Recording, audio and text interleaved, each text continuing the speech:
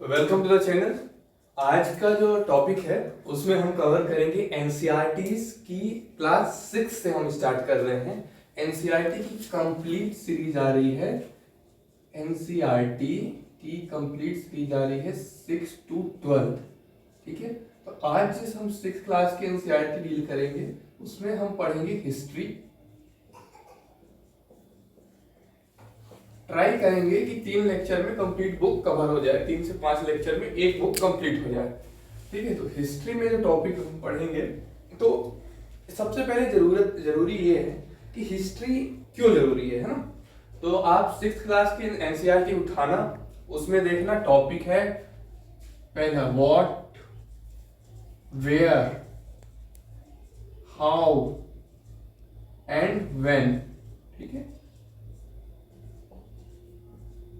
ठीक है। NCERT question word से इसलिए स्टार्ट करता है क्योंकि आपके मन में क्वेश्चन होनी चाहिए कि आखिर हिस्ट्री हमको बताती क्या है। हिस्ट्री हमको कुछ चीजें बताती हैं, वो चीजें ऐसी हैं। देखो कि लाइफ ऑफ पीपल कैसी है, आज पबजी वाली लाइफ है, उस जमाने में कैसी रही होगी। क्लॉथिंग कैसी है, आज शर्ट एंड पैंट चलते हैं, उस टाइम क्या चलता होगा। ठीक है, बाकी उर्फी जावेद के भी आजकल नए ट्रेंड आ रहे हैं। तो क्लॉथिंग क्या है, गेमिंग क्या है, आजकल टेक्निकल गेम चलने लगे हैं, उस समय गेमिंग क्या थी। तो हिस्ट्री हमको इन फूड क्या था, आज क्या चल रहा है, मोमोज। तो ऐसे बना लो, ancient world versus modern world. ठीक है, तो एंशिएंट वर्ल्ड में क्या फूड रहे होंगे, तो आप लिखो ऐसे मीट रहे होंगे, रॉ मटेरियल थे। ठीक है, क्लॉथिंग में क्या था। तो ये क्लास 6 के बच्चों के लिए अच्छा है। लेकिन जो कॉम्पिटेटिव के बच्चे हैं, कंपटीशन एग्जाम के स्टूडेंट्स हैं, उनको बस जस्ट नोट कर लो कि हिस्ट्री से हमको क्या क्या मिलता है। पहले फूड मिलती है, लाइफ स्टाइल मिलती है, क्लॉथिंग मिलती है, गेमिंग मिलता है, और जो सबसे इंपॉर्टेंट है हिस्ट्री पढ़ने से हमको आर्ट एंड कल्चर और एडमिनिस्ट्रेशन भी देखने को मिलता है। ठीक है, कि प्रशासन कैसा था। तो हिस्ट्री पढ़ने के ये बेनिफिट है कि आपको पास्ट टाइम में, ठीक है, बिफोर द बर्थ, देखो ऐसे टाइम हिस्ट्री की ऐसे होती है। ये आपका एडी है, एडी मतलब एनो डोमिनी, इसको लिख लीजिए एनो डोमिनी। इसका मतलब होता है in the year of Lord Christ, और इसके इस तरह दिखते हैं तो सब 180 280 ऐसे करते करते आज कौन सा चल रहा है 2023, और बीसी में बैक चलेगा, है ना ऐसे। तो ये बिफोर क्राइस्ट है, ये after the birth of Christ. ठीक है, तो ये आपका है। हमारे भी कुछ संवत चलते हैं, हमारे भी कुछ कैलेंडर हैं, जैसे शक संवत, विक्रम संवत। ठीक है, तो ये कैलेंडरिंग हो गई। हिस्ट्री पढ़ने के क्या बेनिफिट है। लेकिन हिस्ट्री के पहले जो एक चीज इंसान को आनी चाहिए वो होनी चाहिए जियोग्राफी। हिस्ट्री पढ़ने के पहले जियोग्राफी आनी चाहिए, क्योंकि जियोग्राफी वो चीज है जो हिस्ट्री को डिफाइन करती है। कैसे, आगे हम जानेंगे। ठीक है, इंडिया का रफ डायग्राम देखेंगे। I am not a good painter, so I pardon for diagram, but let me try. Okay, so India का रफ डायग्राम ये ओके, ये आपका हिमालय हो जाएगा, और ये आपका मान लो नॉर्थ ईस्ट हो गया, ये आपका कश्मीर वैली हो जाएगा, और ये आपका मान लो साउथ हो मतलब वेस्ट हो गया, है ना। तो ऐसे डायग्राम में समझ लेना कि ये नॉर्थ है, ये ईस्ट है, ये साउथ है एंड वेस्ट है ना।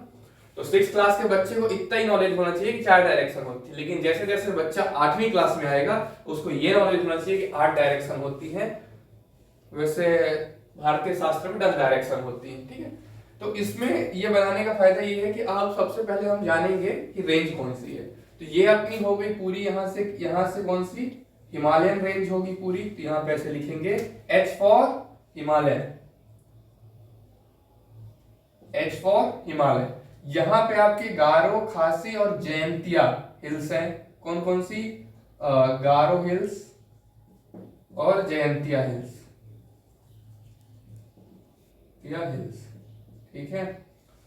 और रिवर सिस्टम में देखेंगे तो 3 टाइप के रिवर सिस्टम इंडिया में बहुत इंपॉर्टेंट है। पहला है Indus river system, Ganga river system and Brahmaputra river system. तो इस साइड से जब आप आओगे तो सबसे पहली जो रिवर्स मिलेगी, मान लो आपको इस साइड से आना है ना, ग्रीस से इंडिया की तरफ आना है, तो जो सबसे पहली रिवर मिलेगी वो मिलेगी इंडस, जैसे सिंधु, फिर झेलम, फिर चिनाब, फिर रावी, फिर व्यास, और सबसे लास्ट में मिलेगी सतलज। तो अब ये तो सिर्फ लाइन आ गई, अब इनको लिख भी लीजिए, कौन सी, इंडस, झेलम, चिनाब, रावी, व्यास, सतलज, ठीक है। तो ये कितनी रिवर हो गई, 6 रिवर्स, है ना। अब यहाँ पे कौन सी रिवर आएगी, अपनी यहाँ पे होगी गंगा, उसके साइड में यमुना, ठीक है, इस साइड में नर्मदा, यहाँ पे ताप्ती, फिर यहाँ पे गोदावरी, कृष्णा, कावेरी, यहाँ पे वैगाई रिवर, यहाँ पे तुंगभद्रा होंगी, ठीक है, यहाँ पे आपकी महानदी होगी,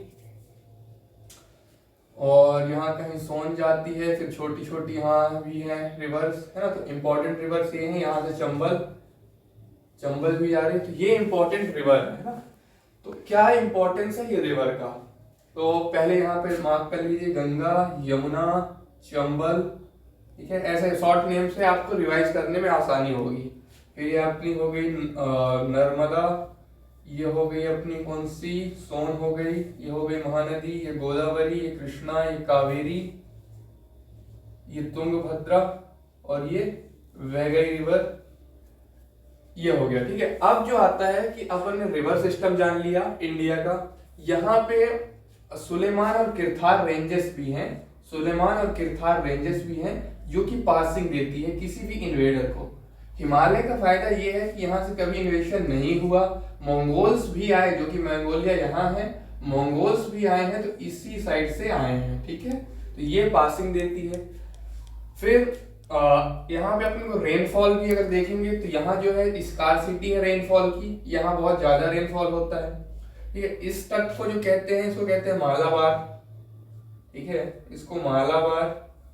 यहाँ जो कहते हैं इसको कहते हैं कोंकण कहता हूँ, कोरोमंडल, इसको नॉर्थ सरकार कहते हैं, इसको कोंकण कहते हैं, गोवा का जो रेंज है वो कोंकण, ठीक है।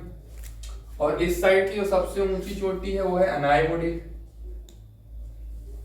ऊटी भी यहीं कहीं है, ठीक है, तो ये हो गया। फिर अब इंडिया का जो ये पार्ट है नर्मदा से यहाँ तक का है ना, इसको जो पूरे पार्ट को हम कहते हैं साइड में डेक्कन, सॉरी नीचे ज्यादा हो गया है, डेक्कन।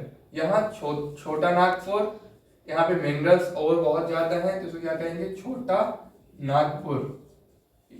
ये 6th क्लास की स्टैंडर्ड से बहुत ज्यादा है, 6th क्लास के बच्चे को जरूरत नहीं है इतना पढ़ने की, लेकिन चूंकि अपन कंपटीशन कवर कर रहे हैं इसलिए थोड़ा एलाबोरेट करके पढ़ रहे हैं। ये जो एरियाज आते हैं, ये सब, ये गंगा वाले, इनको कहते हैं तराई।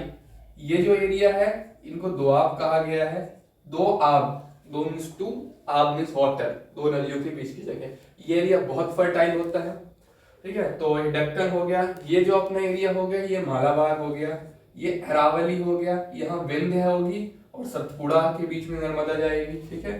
तो यहाँ पे ऐसे लिख लेना, मतलब पॉज करो वीडियो को और मैप बनाओ और लिखो, मतलब ये तो एक मैप में मल्टीपल है, लेकिन हमको ध्यान क्या रखना है कि एक मैप से 10 मैप आप निकालो, तब आपका लेक्चर ये आपके लिए बेनिफिशियल होगा, ठीक है। बार बार सुनोगे समझ में आएगा, बहुत सी इंफॉर्मेशन इसमें दी गई है, बहुत से एमसीक्यूज बन जाएंगे, और जो 6th क्लास के बच्चे हैं वो आंसर राइटिंग अच्छी से कर पाएंगे, ठीक है। तो हिमालय, तो बेनिफिट ऑफ हिमालय क्या है, पहला इन्वेशन नहीं हो सकता, ठीक है। जब इंदिरा गांधी ने ऑर्डर दिए थे कि हम इससे बांग्लादेश से वॉर करेंगे, तो सैम मानेकशॉ ने यही कहा कि ठंड आने दीजिए, बर्फ गिर जाने दीजिए, जिससे चीन अटैक नहीं कर पाएगा, ये इन्वेशन से हिमालय बचाता है। दूसरा हिमालय जो बचाता है इंडिया को वो है कोल्ड वेव से। अगर कोल्ड वेव आ जाएगी तो इस पूरे एरिया में बर्फ जम सकती है, हाफ एरिया में एटलीस्ट जम ही सकती है, तो हिमालय इससे प्रोटेक्ट करता है। दूसरा जो हिमालय है वो ये 6th क्लास के बच्चों के लिए है, आंसर राइटिंग के लिए है। तीसरी जो सबसे चीज है जो ये वाटर सिस्टम प्रोवाइड करता है अपन को, है ना, जैसे गंगा, ब्रह्मपुत्र पीछे से आएंगी यहाँ से, ठीक है, तो ब्रह्मपुत्र, इंडस और गंगा, तो मैक्सिमम जो नॉर्थ में जो रिवर्स हैं वो हिमालय के कारण, ठीक है। फिर मेडिसिनल हर्ब्स भी हैं और हाँ, तो ये सब हिमालय के बेनिफिट हैं, आ जाता है क्वेश्चन, ठीक है। फिर यहाँ पे जो अपन इसका लोकेशन देख लें 37.6 है, यहाँ पे देखें तो 68.7 डिग्री है, यहाँ पे 97 पॉइंट कुछ है, देख लीजिएगा। फिर यहाँ पे 8.4 है, यहाँ पे श्रीलंका है, इसको पाक स्ट्रेट कहते हैं,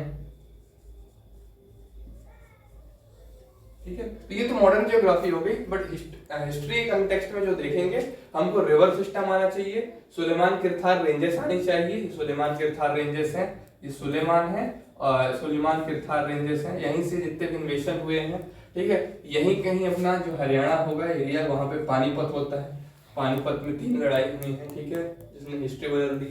फिर बक्सर यहाँ कहीं होगा, तो ये सब आपको याद होना चाहिए, है ना। तो हिस्ट्री का मैक्सिमम आपको सबसे पहले ज्योग्राफी आनी चाहिए, फिर तराई, मैंने यहाँ पे तराई को स्टार बना रहा हूँ, तराई, रेनफॉल यहाँ पे स्कार्स है, यहाँ पे ज्यादा है ना, तो देखिएगा कि वहाँ प्रोडक्शन क्या है। फर्टाइल यहाँ पे ज्यादा है, यानी एलुवियल सॉइल यहाँ पे ज्यादा है, यहाँ पे ब्लैक सॉइल ज्यादा है, ठीक है। तो ये सब क्वेश्चन जब आपको ये ज्योग्राफी अच्छे से आएगी तो आपको हिस्ट्री भी समझ में आएगी। ओके, फिर मगध, यहाँ पे मगध एम्पायर आएगा, why Magadh sign out sign 16 Mahajanapada, इसका आंसर भी आपको अगले लेक्चर में मिलना स्टार्ट हो जाएगा जब हम अगले लेक्चर बनाएंगे। तो 6th क्लास के बच्चों को अगर इतनी इंफॉर्मेशन आ रही तो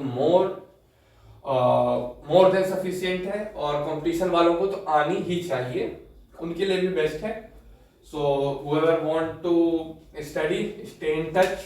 Thank you very much.